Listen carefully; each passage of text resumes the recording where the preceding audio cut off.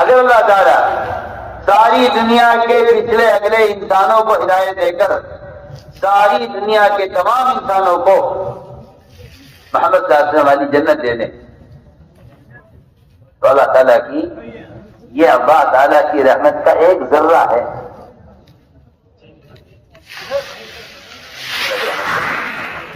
میں کچھ کہہ رہا ہوں.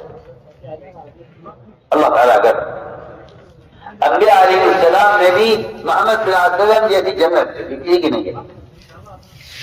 اگر ہر انسان کو اللہ ہدایت دے کر سب کو ایسی جنت دے دے جیسی جنت محمد صلی اللہ علیہ وسلم کی بنائی اللہ نے تو میں آپ سے جواب کر سکتا ہوں کہ وہ اللہ تعالیٰ کی رحمت کا ایک ذرہ ہے اور وہ ذرہ بھی صرف سمجھانے کے لیے ہے ورنہ ذرہ کہنا بھی وہ اس کی رحمت کو محسوس کرنا ہے. اس کی رحمت کو محسوس کرنا ہے. اور اللہ تعالیٰ جیسی جہنم اللہ نے بنائی ہے ایسی جہنم اگر ہر فرد کے لیے الگ ہو جائے نعوذ باللہ تو یہ اللہ تعالیٰ کے عذاب کا ایک ذرہ ہے. جب ابدی سنو میں کچھ کہہ رہا ہوں اس پر جب اللہ تعالیٰ کا ابدی نظام جنت و دوزخ کا وہ اس کی رحمت کا اور اس کی عقوبت کا منتہا نہیں ہے تو جو دنیا فنا ہونے کے لیے بنی ہے وہ اس کی قدرت کا منتہا کیسے ہو سکتی ہے؟ سی بات سمجھ رہے میری بات میں کیا کہہ رہا؟ جی ہاں جو نظام غیبی جنت و دوزخ کا ابدی ہے جب وہ اس کی قدرت کا ذرہ ہے تو جو دنیا کائنات کا نظام ختم ہونے والا ہے اور باقی والا نہیں ہے تو یہ اس کی قدرت کا مساق ہے. اس لیے میں نے عرض کیا کہ اللہ تعالیٰ کائنات میں تغیرات لاتے ہیں وہ ایمان والوں کے امتحان کے لیے. چنانچہ آپ صلی اللہ علیہ وسلم نے جو سوال کیا گیا کہ یہ صاحب کون تھے میں کل بتاؤں گا آپ انشاءاللہ کہنا بھول گئے ایک جواب نہیں آیا.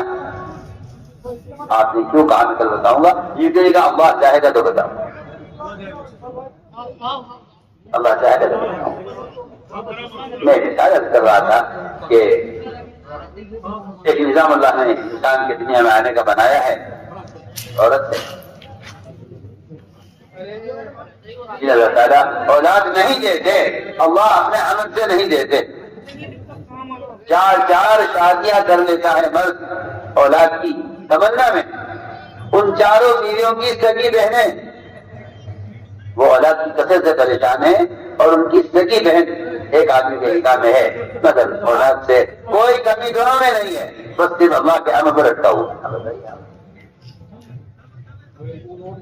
ایک سال میں خود سنایا کہ میں اولاد کی کثرت سے پریشان تھا بہت اولاد ہو گئی تھی بیوی بیچاری بیمار ہو گئی. میں نے پھر مسئلہ معلوم کیا کہ میں کیا کروں میں اولاد کو روکنا چاہتا ہوں.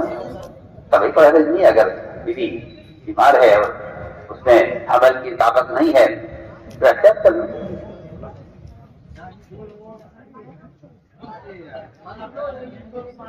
وہ احتیاط نہ ہو سکی ہے اولاد ہو گئی.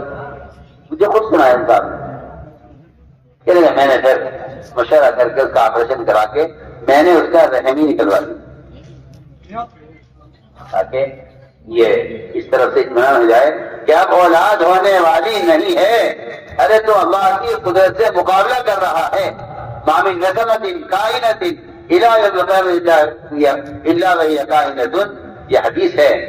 فرمایا ضرور ہے دے کرتی ہے وہ آگے رہیں گی. تم جو کہ خالص کی جگہ بیٹھ کر رزاق بننا چاہتے ہو ایجاد میں اولاد کی کثرت تم پریشان ہو تم فقیر ہو تم اگر اپنے آپ کو رزاق سمجھتے ہو یہی وجہ تمہارے اولاد کے روکنے کی ہے کہ تم آپ کو رزاق سمجھ کر کہتے ہو کہ دنیا کی آبادی پر تو پالے گا کون.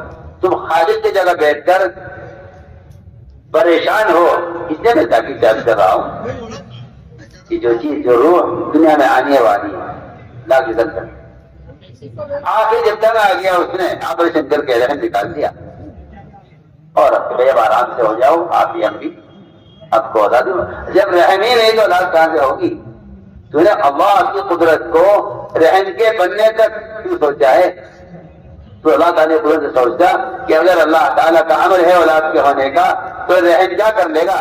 چنانچہ اس شخص نے آ کر مجھے بتایا کہ میں نے رحم نکلوا دیا تھا اور آپریشن کرا دیا تھا بیوی کا، لیکن اللہ نے 1 سال کے بعد مجھے دوبارہ اولاد دی۔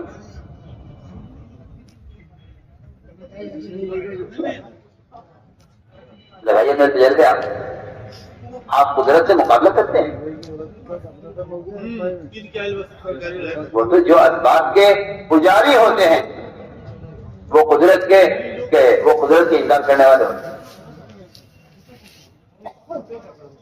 اللہ کی شان، ڈاکٹر بھی حیران، باقاعدہ ڈاکٹر کی ٹیم بیٹھی جس میں سے ایک ڈاکٹر نے یہ کہا کہ ہاں لاکھوں عورتوں میں کوئی ایک عورت ایسی بھی ہوتی ہے کہ اللہ تعالیٰ اس کے جس پیٹ کے اندر 2 رحم رکھتے ہیں، جب تک بڑا رحم نکل نہ جائے چھوٹا رحم ٹکڑا ہوا ایک طرف رہتا ہے، اس کے نکلنے کے بعد وہ کھل جاتا ہے۔ آپ کے ساتھ یہ ہوا ہے، اسے بتایا کہ جی آپ کے ساتھ یہ ہوا ہے، آپ کے بعد عورتوں کے لاکھوں عورتوں میں سے کوئی ایک عورت ایسی ہوتی ہے اس کے پیٹ میں 2 رحم ہوتے ہیں۔ آپ کیا کریں گے بتائیے؟ ما قدر اللہ حق قدری، اصل بات یہ ہے اللہ کو ہم نے ایسا جانا ہی نہیں جس کو جاننے کا حق تھا۔ شکلوں نے، اسباب نے، یعنی قدرت کا تعارف اور اس کا تاثر ختم کر کے رکھ دیا۔ میں عرض کر رہا تھا کہ اللہ اکبر، وما تشاءون میں سارے انبیاء، سارے ملائکہ، سارے اولیاء، سارے صحابہ، سب کی چاہت کی نبی الا ان شاء اللہ، اگر اللہ سے چاہت ہوگا، ورنہ سب کی چاہت۔ آپ کے وسلم کی دلی چاہت کی، ابو طالب کلمہ پڑھتے کہاں میں پڑھتے میرے میں اللہ کیا گواہی دے دوں گا، نہ پڑھے زور سے نہ سنائے کفار کو کلمہ، مجھے سنا دیں۔ لیکن ایک محسن چچا، ان کی تربیت اللہ کی طرف سے ہلاکت کا فیصلہ ہوا ابو طالب۔ ادھر دوسرے چچا حمزہ کا قاتل رشید، جس کی ہلاکت کی آپ تمنا کر رہے ہیں، دیکھو اسے قتل کر دیں۔ اللہ تعالیٰ آپ کے چچا کے قاتل رشید کو ہدایت دے۔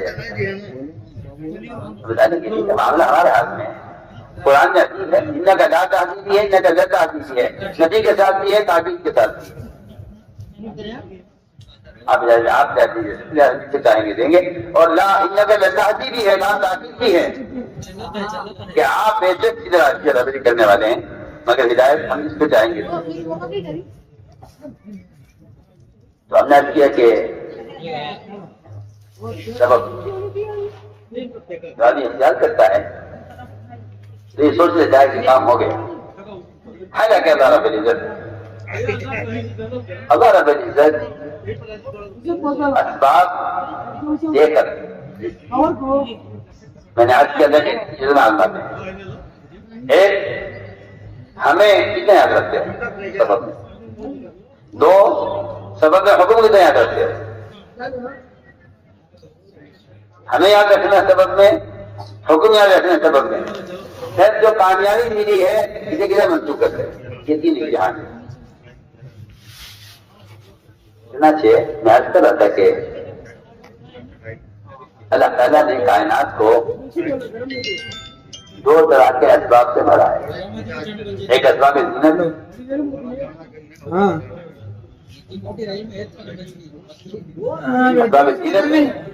اور دوسرا اسباب معیشت۔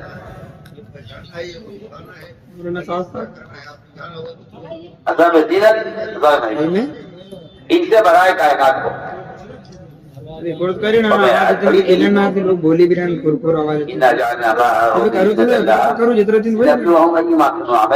دنیا کو مزین کیا اسی لیے ہے تاکہ ہم دیکھیں کہ تمہیں اچھا عمل کون کرتا ہے۔ ہاں وہ لوگ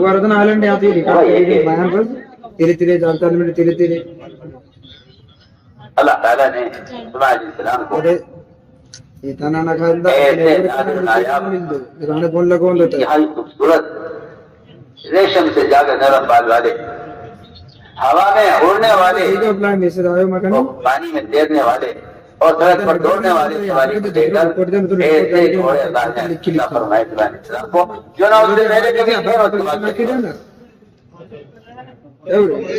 سلیمان السلام گھوڑوں پر ہاتھ پھیر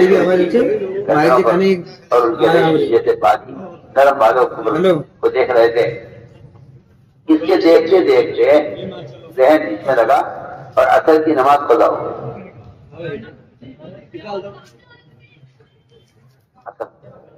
عصر قضا ہو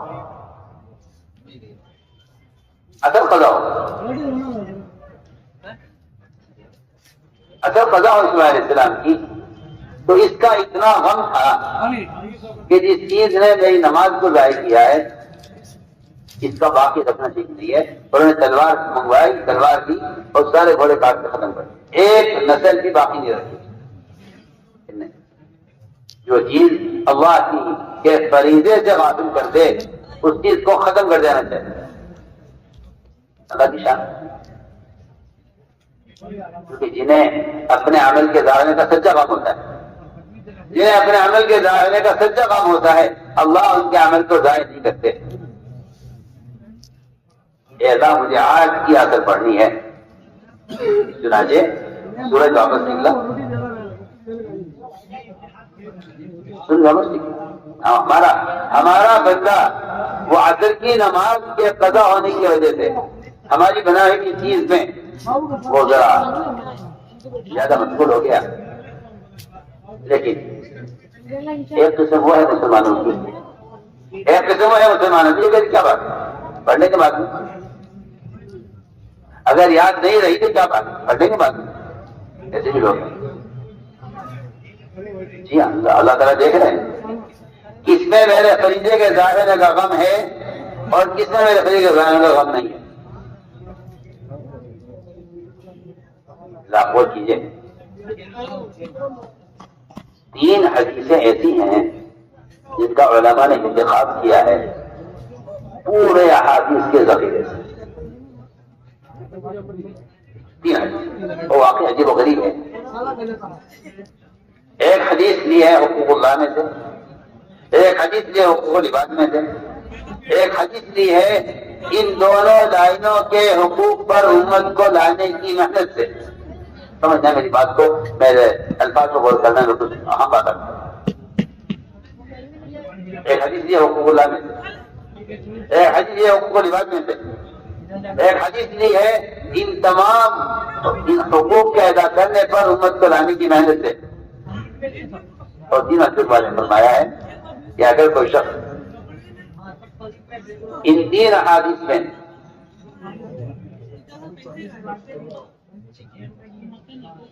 ان 3 کاموں میں غلطی کر جائے تو اس کی پچھلی زندگی کے اعمال بھی برباد ہو جاتے ہیں، اس کی پچھلی زندگی کی محنت بھی ضائع ہو جاتی ہے۔ پہلی حدیث فرمایا کہ جو شخص عصر کی نماز کو قضا کر دے جان بوجھ کر، فرمایا کہ جو عصر کی نماز قضا کر دے گا اس کی پچھلی ساری زندگی کا اعمال برباد ہو جائے گا۔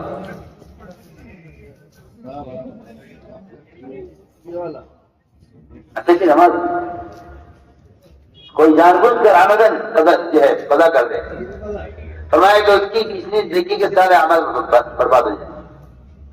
یہ حقوق اللہ میں سے دیا ہے عصر کی نماز۔ دوسرے وہ شخص کہ جو کسی یہ حقوق العباد میں سے کہ جو شخص کسی پاک دامن عورت پر تہمت لگا دے۔ آج کل تہمتیں لگانے لوگوں پر، علماء پر، عوام پر ایک ایسا بیان کا کھیل بن کے رہ گیا ہے کہ آدمی آسانی سے جس کو چاہتا ہے متهم کر دیتا ہے، جس کو چاہتا ہے جس سے چاہو تہمت لگوا لو، جس پر چاہو تہمت لگوا لو، اور جو چاہو گواہی دلوا لو۔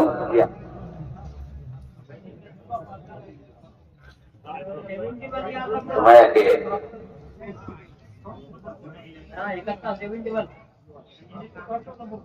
یہ دوسری حدیث ہے کہ پاک دامن عورت پر جو آدمی تہمت لگائے گا اس کی زندگی کے پچھلے سارے اعمال برباد ہو جائیں گے۔ اور تیسرا وہ شخص جو اللہ کے راستے میں نکلے، اللہ کے دین کی دنیا میں قائم کرنے کے ارادے سے،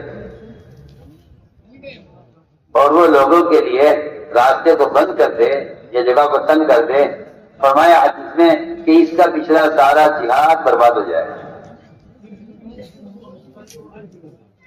یہ تین حدیثوں کا انتخاب کیا ہے محدثین نے، احادیث کے تمام پورے ذخیرے۔ جب بیان کر رہا تھا کہ ادھر کی نماز، چلو نبی ہیں ان کو تو کہا جا سکتا ہے کہ بھائی وہ تو آج کل ایک فطرہ اور پیدا ہوا ہے مسلمانوں میں کہ بھائی وہ تو صحابی تھے، میں تو صحابی نہیں ہوں، وہ تو نبی تھے، میں تو نبی نہیں ہوں۔ یہ نہیں گویا کہ یہ سمجھتے ہیں کہ دین کا جو دین کا حکم درجہ صحابی کے لیے ہے یا تابعی کے لیے ہے یا ولی کے لیے ہے یا کسی بزرگ کے لیے ہے، وہ میرے لیے خیال ہے لوگوں ایسا معلوم ہوتا ہے کہ ایمان کی سطح کو بھی لوگوں نے ایسے ہی درجات بنا کر تقسیم کر لیا ہے۔ میں ایک عام مسلمان ہوں، میرا ایمان میرے حساب سے ہے، وہ صاحب بہت بڑے ولی ہیں، ان کا حساب ان کے حساب سے، یہ ماشاءاللہ کتب ہیں، ابدال ہیں، یہ ان کا ایمان ان کے اعتبار سے ہے۔ یہ تو میں کہتا ہوں کہ علماء نے لکھا ہے کہ جس شخص کا یہ خیال ہے کہ ان کا ایمان میرا ایمان برابر کیسے ہو سکتا ہے، ایسا مسلمان ناقص ایمان سے راضی ہو گیا۔ اس کا علماء نے کہ ایسا مسلمان ناقص ایمان سے راضی ہو گیا۔ تو میں عرض کر رہا تھا کہ علیہ السلام یاترا قضا ہو، لیکن غم ہوا اس کا، یاترا قضا ہو گئی ہے، اللہ نے ترنت واپس نکالا۔ ادھر ایک صحابی 50,000 کا باپ جس پر ان کے پورے خاندان کا گزارا تھا، وہ نفل نماز پڑھ رہے تھے باپ کے اندر۔ اس نفل نماز کے پڑھنے کے دوران اچانک نظر پڑی بغیچے پر۔ ایک روایت میں ہے کہ اس کو نکلا کر راستہ نہیں مل رہا تھا، اور ایک روایت میں ہے کہ وہ انگور کی بیل سے انگور کھانے کا جو خوشنما منظر انہوں نے دیکھا، اس کو دیکھنے میں لگے، یاد نہیں رہا کہ نفل کی کون سی رکعت۔ آج کل کا کوئی مولوی وہاں ہوتا ہمارے جیسا تو یہ کہہ دیتا کہ بھائی تو نفل ہے، کوئی فرض تو ہے نہیں، کبھی سے پریشان ہو رہے ہو۔ اگر تمہارا غالب گمانی ہے کہ 3 رکعت ضرور پڑھ لو، اور غالب گمانی ہے کہ 4 سلام پھیر لو، بہت کر لو، اور یہ نفل نماز ہے۔ اللہ اکبر۔ اسماعیل علیہ السلام نے فرض نماز کے لیے دیا، زینت کے گھوڑوں کو ذبح کیا ہے، یہاں ایک صحابی نے نفل نماز کے لیے اپنی ضرورت کے باپ کو چھوڑا ہے۔ آپ اندازہ کریں محمد صلی اللہ علیہ وسلم نے کس سطح پر اپنے صحابہ کو اعمال میں کس سطح پر اٹھایا، اعمال میں آپ نے اپنے صحابہ کو کس سطح پر اٹھایا تھا کہ اگر وہاں صلی اللہ علیہ السلام گھوڑے کاٹ رہے ہیں جو زینت کے لیے تھے، محض اثر کی نماز کے لیے فضا ہونے کی وجہ سے اس سورج واپس آیا ہے، اور یہاں محمد صلی اللہ علیہ وسلم کا ایک صحابی 50,000 کا وہ باپ جس پر ان کے خاندان کا گزارا تھا، اس باپ کو اس لیے چھوڑا ہے کہ اس باپ کی وجہ سے میری نفل نماز میں خلل پیدا ہوا ہے۔ آپ ذرا غور کر لیں، کتنی نمازیں ظہر کی، عصر کی، مغرب کی اس طرح گزر جاتی ہیں ہم سے کہ میں دکان کے برابر میں مسجد ہے، مائک لگا ہوا مجھے نہیں۔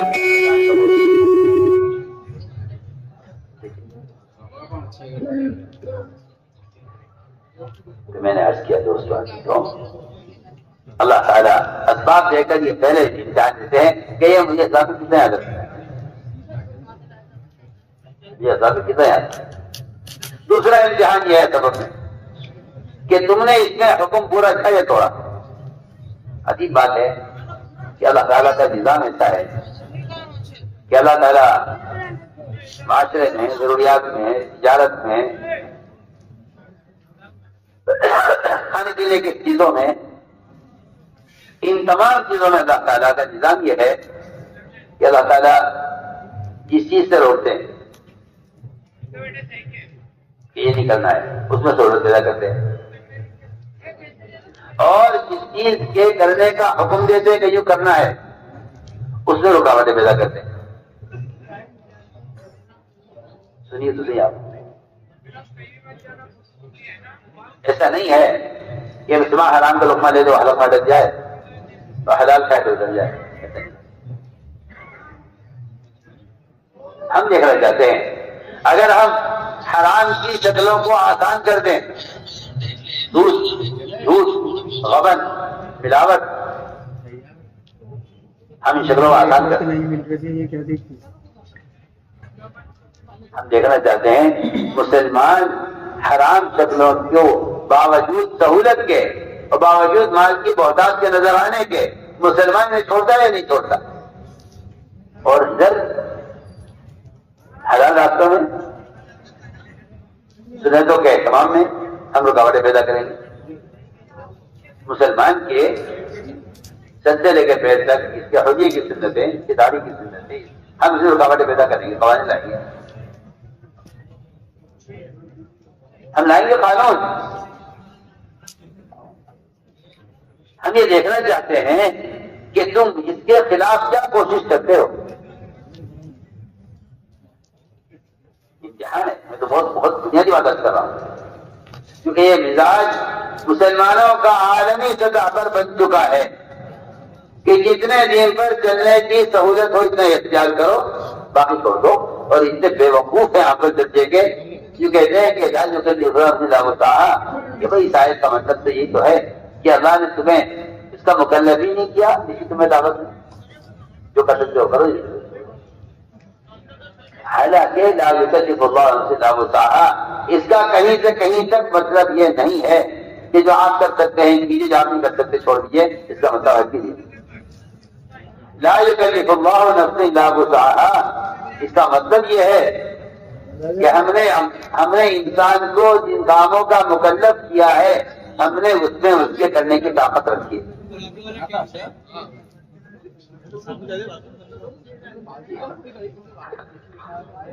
آپ یہ کہہ کر سنتے چھوڑ دیتے ہیں کہ قانون یہ ہے جلدی آنا، کھانا کھانے چلیں گے۔ انسان کے اپنے بدن میں سر سے کر پیر تک اتنے احکام ہیں، لباس کے، شکل کے، میں تو صاف سے بات کرتا ہوں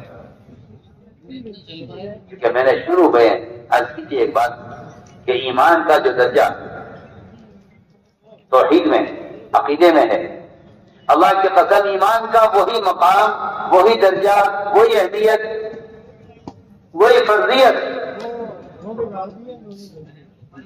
اس کے شکل، اس کی لباس کی سنتوں میں صاف فرمایا حدیث میں، صاف فرمایا حدیث میں کہ جس مسلمان کا چہرہ کافر کی طرح، جس مسلمان کے دماغ کا لباس پیر و شرٹ کافر کی طرح، جس مسلمان کا کھانا کافر کی طرح ہے، جس مسلمان کا اٹھنا بیٹھنا غیروں کے ساتھ ہے، فرمایا کہ ایسے مسلمان کافروں کی طرح اللہ کے دشمن ہو جائیں گے۔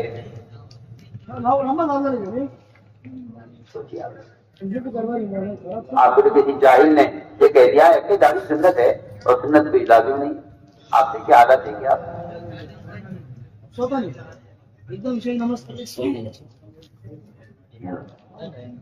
آپ یہ بیماری ہے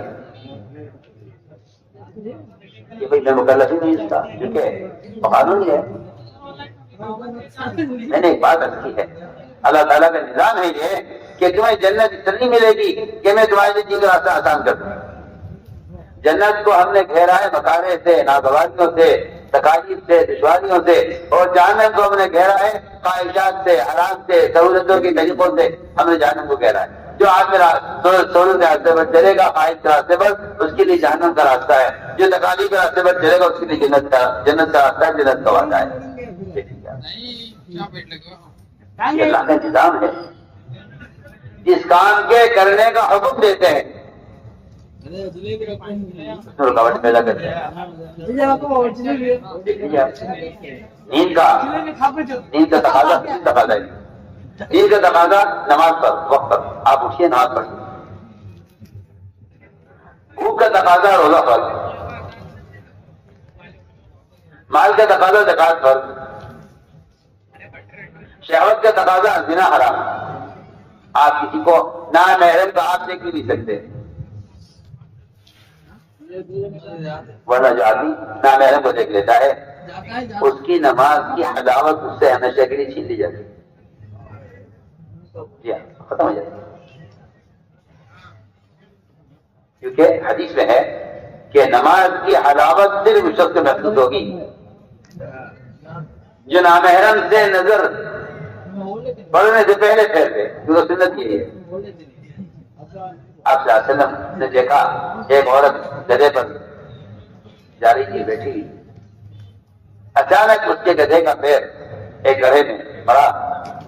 ابھی وہ پیر اس کا داخل ہو رہا تھا گڑھے کے اندر، آپ نے فوراً نظر پھینکی.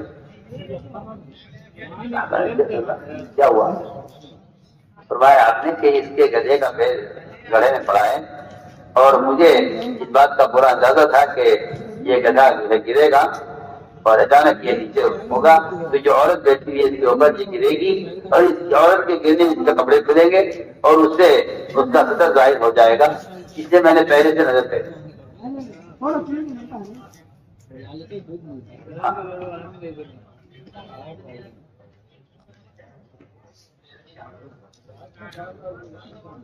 جو لوگ تصاویر یا نامحرموں کو دیکھتے ہیں وہ چاہے رکوع سجدے زبردستی کو کرنے کو کر لیں، لیکن نماز کی حلاوت اور اللہ کا قرب اور صفت احسان کی وہ بھی ان کو نہیں آتی کہ اللہ کو دیکھتے بس کرے. ٹھیک ہے، اللہ تعالیٰ کی طرف سے جو بھی خیر ملتی ہے اس خیر کے حاصل کرنے کے لیے ایک عملی مجاہدہ ہے. ایک عملی مجاہدہ. تو میں نے عرض کیا کہ اللہ تعالیٰ کا نظام ہے یہ، ہمیں کسی کا حکم دیں گے ہمیں چیز کا حکم دیں گے اس کی رکاوٹ پیدا کریں گے اور ایک چیز سے روکیں گے اور اس سے سہولت دیں گے. دیکھیے اصحاب سبت پر اللہ تعالیٰ نے ہفتے کے دن شکار مچھلی کا حرام کر دیا. اب اگر شکار حرام کر دیا تو اللہ تعالیٰ نے مچھلیوں کو سمندر کی تہ میں نہیں چھپا دیا کہ سمندر کی تہ میں چھپ جائے مچھلیاں تاکہ شکار نہ کر سکے، حرام سے بچے. اللہ تعالیٰ نے ساری مچھلیوں کو ہفتے کے دن پانی کی سطح پر جمع کر دیا.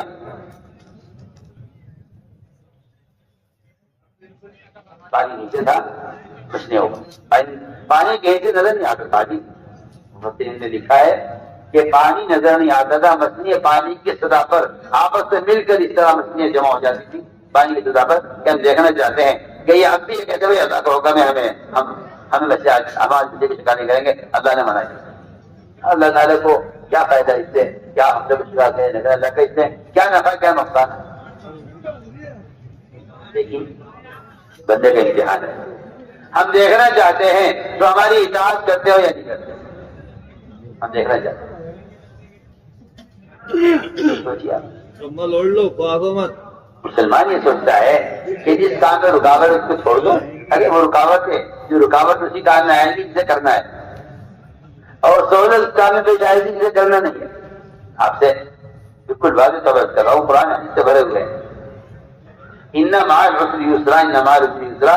اس تکرار کا مطلب ہی یہی ہے کہ جو کام کرنے کے ہیں اگر تم نے ہم اس کے اندر جو ہے دشواریاں پیدا کریں گے، رکاوٹیں پیدا کریں گے. اگر تم نے اس دشواری میں رکاوٹ میں اس کام کو کر لیا تو آگے اس طرح کا وعدہ ہے کہ وہ ہمارے لیے آسانی پیدا کرے گا.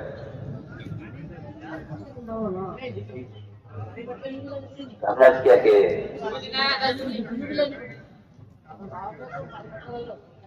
اللہ رب العزت اسباب میں آزما کر دیکھتے ہیں کہ حکم کدھر پورا کریں.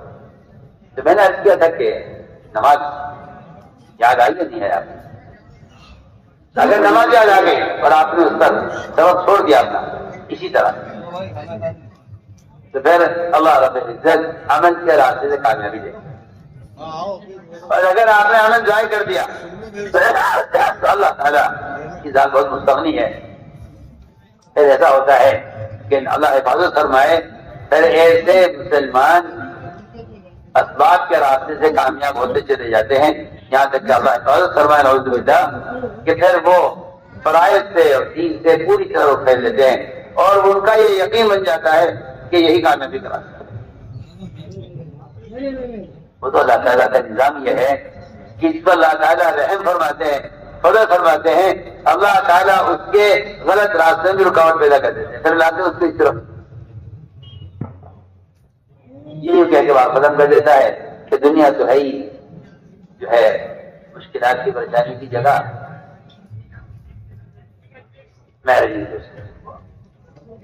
میں نے اب تک جو عبادت کی ہے وہ یہ سمجھانے کے لیے کی ہے کہ اللہ تعالیٰ عقیدے میں ایمان کو کس طرح آتا ہے، احکام میں کیسے آتا ہے۔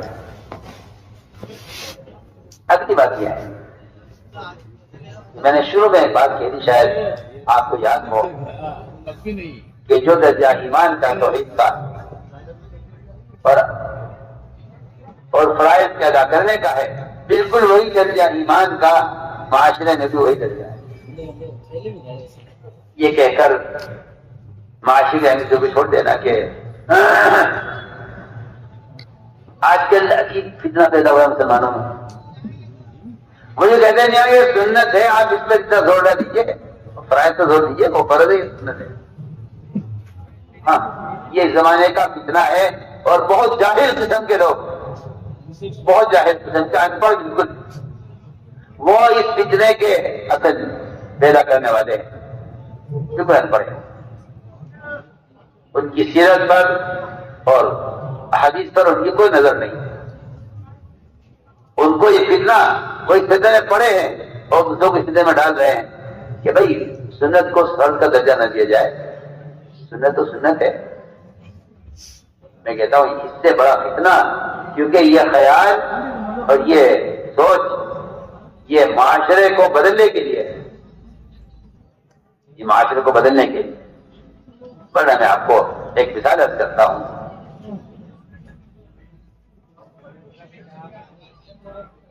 صحابہ کرام نے یہ دیکھا کہ جب یہ کفار جنگ سے فارغ ہو جاتے ہیں تو یہ اپنے ہتھیار درخت پر لٹکا دیتے ہیں۔ صحابہ کو اچھا لگا بہت کہ اس میں ہتھیاروں کی حفاظت بھی ہے اور سہولت بھی ہے اپنے لیے، طریقہ ان کا ہے۔ تو صحابہ نے عرض کیا آپ صلی اللہ علیہ وسلم سے کہ اللہ اجازت دیجیے نا، ہم بھی اس طرح کرتے ہیں، ایک طرف ہم بھی ایسا بنا دیتے ہیں، اچھا لگتا جائے کریں گے۔ یہ سہولت کی چیز ضرورت کے لیے، آپ سمجھنا میں کیا کہہ رہا ہوں، سہولت کی چیز ضرورت کے لیے۔ آپ نے کیا فرمایا صحابہ سے؟ آپ جواب سنیے آپ توجہ سے، آپ اس کو محمد کی خدمت سمجھیے جو میں کہہ رہا ہوں۔ آپ نے صحابہ سے فرمایا تمہارا مجھ سے ہتھیار لٹکانے کے لیے طرف کا مطالبہ کرنا بالکل ایسا ہے کہ جب موسیٰ علیہ السلام اپنی قوم کو لے کر بحر قلزم سے پار ہو گئے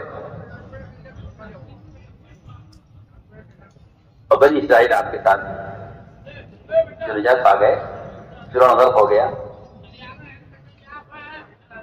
تو وہاں سے گزرتے ہوئے ان کی نظر پڑی کچھ لوگوں پر جو ایک بت کی پوجا کر رہے تھے۔ تو بنی اسرائیل نے کہا موسیٰ علیہ السلام سے اجعل لنا الہا کما لہم آلہہ، ہمارے لیے بھی ایک ایسا بت کر دیجیے، بنا دیجیے جیسا ان کے لیے بت ہے، تاکہ ہم اس کی پوجا کریں۔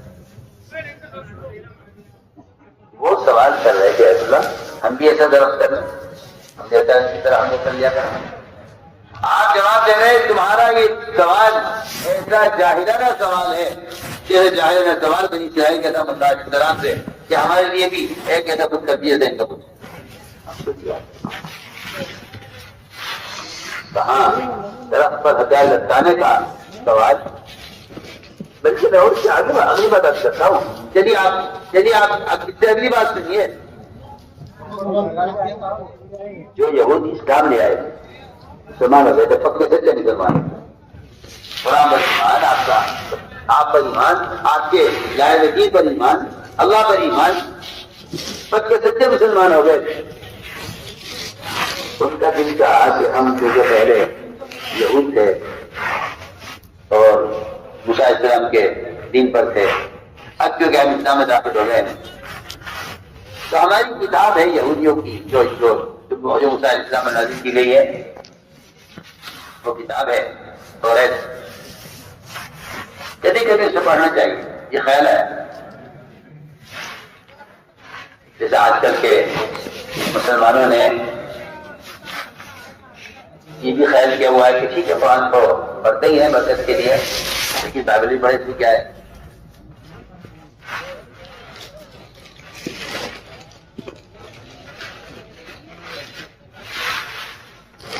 یہاں تک میں آپ سے عرض کرتا ہوں کہ اگر ایسا کیا گیا تو مسلمان یہ کہے گا کہ اس زمانے کے حالات کے اعتبار سے اور اس زمانے کے مسلمانوں کی جو عزت کی صورتحال ہے, اس کے اعتبار سے بائبل کے جو احکام ہیں وہ زیادہ مناسب معلوم ہو. میں کہتا ہوں یہ تحریف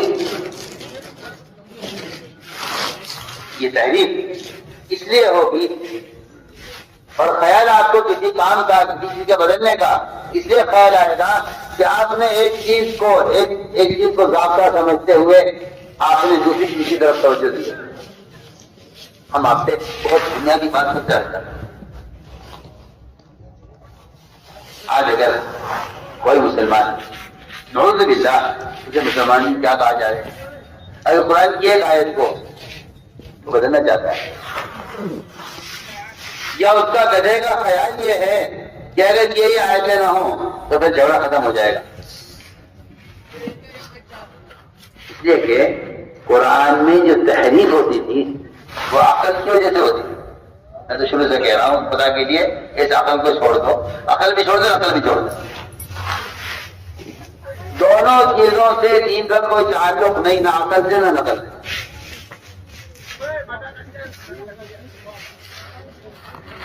اگر مرد صحیح کرنے حج حاضرہ کی نقل کریں تو حکم ہے, اور اگر عورتیں حج حاضرہ کی نقل کریں تو گناہگار ہو. کیونکہ شریعت کا مدار نہ عقل کرے نہ نقل کرے. سنیے آپ, اگر آج کوئی عورت حج حاضرہ کی نقل کرے گی تو گناہگار ہوگی کہ وہاں عورت سے دوڑنے کی اجازت نہیں ہے, مرد کو دوڑنے کا حکم ہے. حالانکہ عورت کا دوڑنا ثابت ہے حاضرہ کا, مرد وہاں کوئی دوڑنے والا نہیں تھا. اسی لیے ہے کہ وہاں کوئی مرد نہیں تھا تو عورت دوڑی تھی. اب مردوں کے دماغ عورت دوڑے گی کہ عورت کا جسم پردہ ہے, عورت دوڑنے کی ضرورت نہیں ہے. حالانکہ سنت حاضرہ کی ہے, عورت کو دوڑنے کا حکم نہیں. میں ایک مثال دے رہا ہوں درمیان میں. آج کل لوگ عقل لگاتے ہیں نا دین میں عقل لگاتے ہیں. آپ حالت حالات کچھ نہیں ہے, حکم ہے, حکم ہے کہ بندہ حکم کے تابع ہے. میں آج کر رہا تھا کہ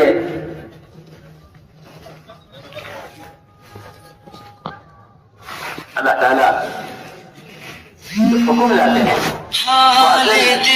حکم کا پورا کرنا آسان ہے, ورنہ یہ دین میں تحریف کر لیتے ہیں. چنانچہ میں عرض کر رہا تھا کہ کیا مسئلہ پیش آیا, آپ کو ناگواری کس چیز جو یہ بتائیے. سارا غصہ تمہیں کرتا. اب ہے عمر, آج اگر موسیٰ علیہ السلام زندہ ہو کر آ جائیں, ان کے لیے کوئی نجات کا راستہ نہیں سوائے میرے طریقے کے. اگر تم کے طریقے پر عمل کیا تم گمراہ ہو جاؤ گے, تم نے اپنے طریقے پر عمل کیا تو وہ کامیاب نہیں ہو. میں عرض کر رہا ہوں کہ تلاوت توریت کی اس پر حکم نازل ہوا, اسلام پورے داخل ہو جاؤ. ادھر عاشورہ کا روزہ روزہ حالانکہ ایسی عبادت ہے جو نظر نہیں آتی. عاشورہ کا روزہ آج جائیے عاشورہ روزہ کیوں رکھتے ہیں؟ قریش بھی رکھتے عاشورہ کا روزہ کیوں رکھتے ہیں؟ کہ یہ دن ہے، اس دن ہمیں فرعون سے نجات ملی تھی تو ہم اس کے شکرانے میں ایک روزہ رکھتے ہیں. فرمایا صحابہ سے کہ ہم زیادہ حقدار ہیں شکر کے، اللہ کا شکر ادا کرنے کے، لہذا ہم ان کی مخالفت میں 2 روزے رکھیں. سوچیا جب روزہ جیسی عبادت جس کے لیے جنت کے داخلے کا دروازہ یہ لگے باب ریان روزہ داروں کی، جس کے بارے میں فرمایا سارے اعمال کا بدلہ اللہ تعالیٰ فرشتے دلوائیں گے، روزے دار کا بدلہ خود اپنے ہاتھ سے دیں گے. بلکہ فرمایا اس سے بھی آگے انا اجزا بھی کہ روزے دار کو میں اپنے آپ کو کیا حوالے کروں، سب کو اعمال کا بدلہ دیں گے اپنے خزانے سے، اور روزے دار کے اللہ تعالیٰ خود روزے دار کے ہو جائیں گے. ایسی عبادت فرمایا کہ اس عبادت میں بھی ہمیں یہود کی مخالفت کرنی ہے. سوچیے آپ، یہاں تو شکل میں، لباس میں، کپڑوں میں، شادیوں میں، کھانے میں، کمانے میں، گھر بنانے میں، تمام تقریبات میں سب میں یہودیوں کے طریقے ایسے جزوے زندگی بن کر رہ گئے. اور کیا کہتا ہے گدھا کہیں کا جو کہتا ہے سنتی تو ہے چھوڑ دو نا، کیا بات ہے، فرق پڑی. اللہ معاف فرمائے. ایک ایسی عادت بن چکی ہے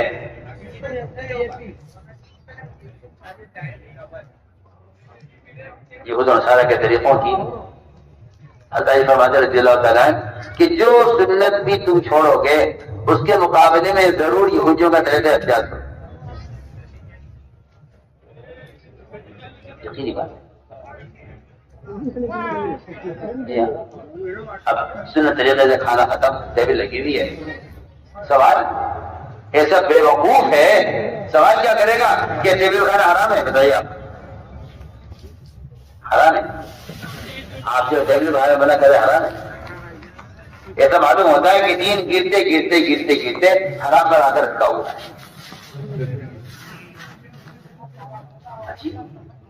پاگل قسم کے لوگ. اب تو مسلمان کی زبان پر یہ سوال ختم ہو گیا کہ یہ سنت ہے خلاف سنت ہے. ابھی مجھے کا حرام ہے حرام ہے بتا. جی ہاں، یہ اس کے دین کے مٹنے اور دین کے سزا کے گرنے کی علامت ہے کہ اس کا دین آ کر حرام پر رکھا ہوا ہے کہ جو چیز حرام نہیں ہے اسے تو کر لے گا. یہ سنت سے کوئی مطلب. جبکہ میں آپ سے کہہ رہا ہوں کہ ادھر عاشورہ کے روزے میں یہود کی مخالفت، حتیٰ دفعہ لٹکانے میں کفار کی مخالفت، اور توریت پڑھنے میں آپ کیا فرما رہے ہیں؟ اللہ فرما رہے ہیں اس طرح گربر داخل ہو جاؤ تو کسی کے سوال مت کرو. یہ تو میں کہتا ہوں کہ عبادت کا تلاوت کا عمل ہے روزہ اور توریت کا پڑھنا. سنیے، کسی بے وقوف آدمی نے یا کسی فاسق نے، میں اس سے بات کرتا ہوں، جو مسلمان یہ کہتا ہے کہ اسلام ہی کوئی لباس نہیں، وہ آدمی اللہ کی قسم فاسق ہے. وہ آدمی فاسق ہے جو کہتا ہے اسلام کوئی لباس نہیں، فاسق ہے.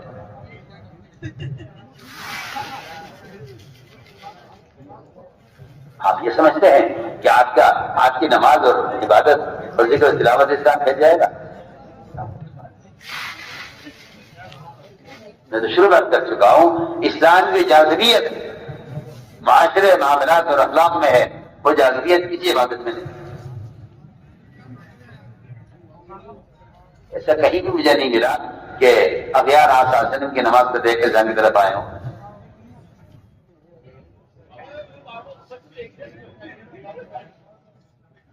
تو مسلمان کے لیے ہے صلو کما رأیتمونی اصلی، ورنہ غیروں کے لیے آپ کے یہاں سوائے اخلاق اور معاملات کے آپ غور کیجیے. تو میں نے عرض کیا کہ یہ ایک طبیعت بن چکی ہے سب. یہ سنت ہے، فرض تو ہے نہیں، آپ کیوں اس پر حساب کر رہے ہیں؟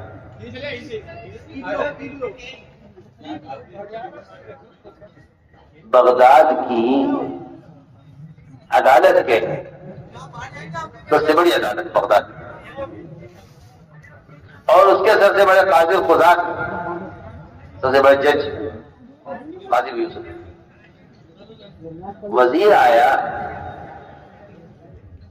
وزیر سے دوستی تھی بہت، وہ آیا ملاقات کے لیے، اس کی دعوت کی، کھانا تیار کرایا اس کے لیے،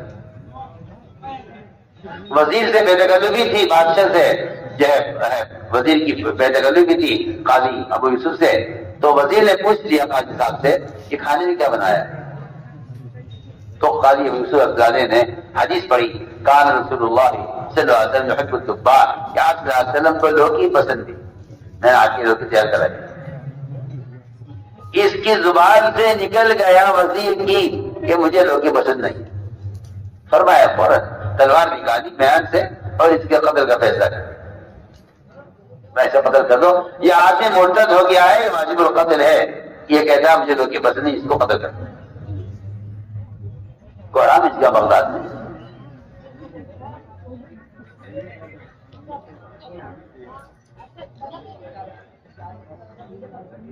کیا بات ہے؟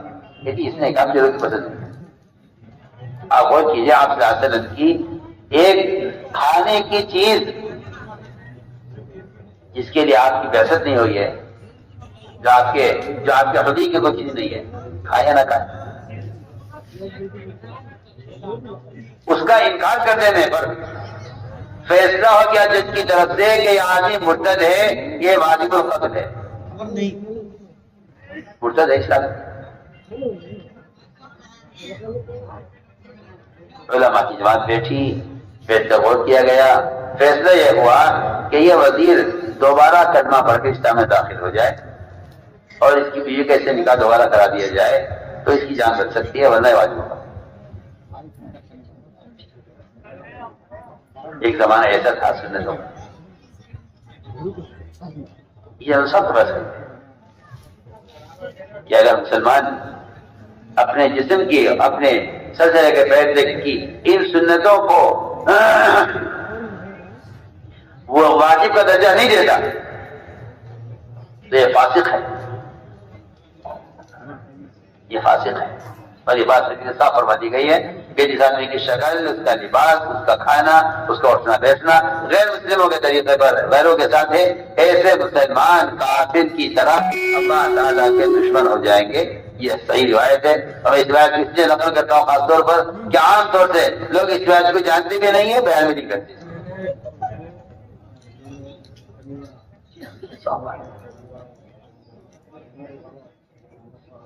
مسلمان اتنا مزین تھا سر سے لے کے پیر تک سنتوں سے کہ دور سے دیکھ کر کہا جاتا ہے کہ مسلمان ہے۔ یہ دھوکہ لگا لوگوں کو کہ ایمان تو عقیدے کا درست ہونا ہے اور اسلام تو فرائض کا ادا کرنا ہے، اور یہ دھوکہ کہاں سے لگا ہے؟ آج کل لوگ کہتے ہیں بھائی دیکھو کسی کے ظاہر کو مت دیکھو، کسی کے ظاہر کو مت دیکھو، آپ کو کیا معلوم کسی کا دل اندر سے کتنا صاف ہے۔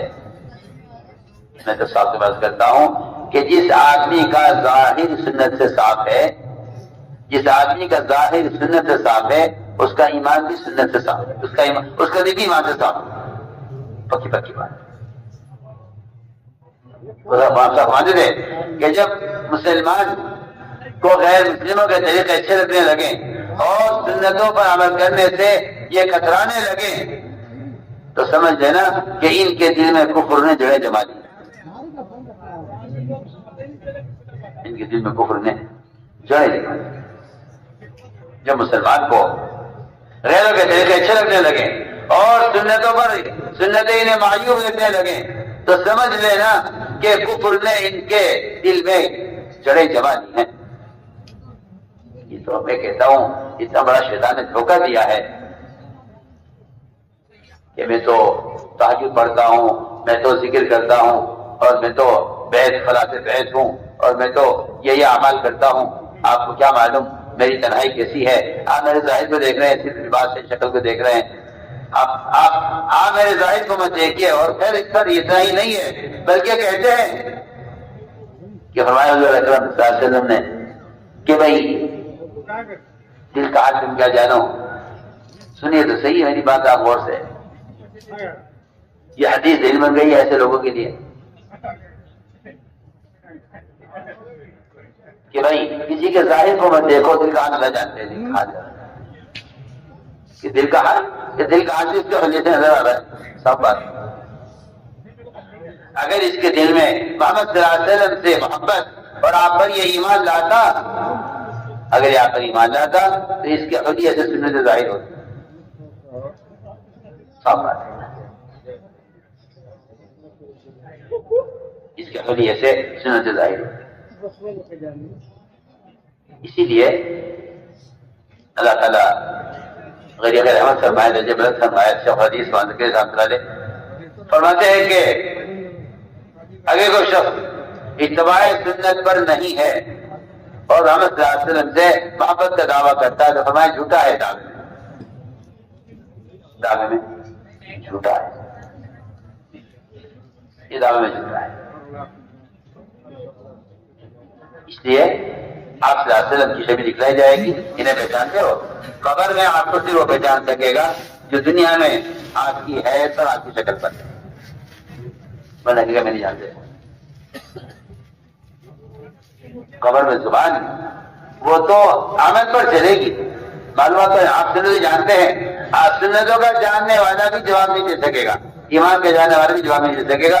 وہ تو عمل کرنے والا اور سنت کا احترام کرنے والا جواب دے گا کہ آج ہمارے نبی محمد. تو ہم نے عرض کیا کہ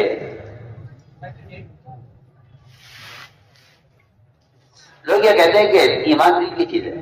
ہم کہتے ہیں نہیں, ایمان دل سننے کی چیز نہیں. ایمان تو آزاد سے ظاہر ہو کر رہے گا. غلطی کہاں سے ہوئی ہے؟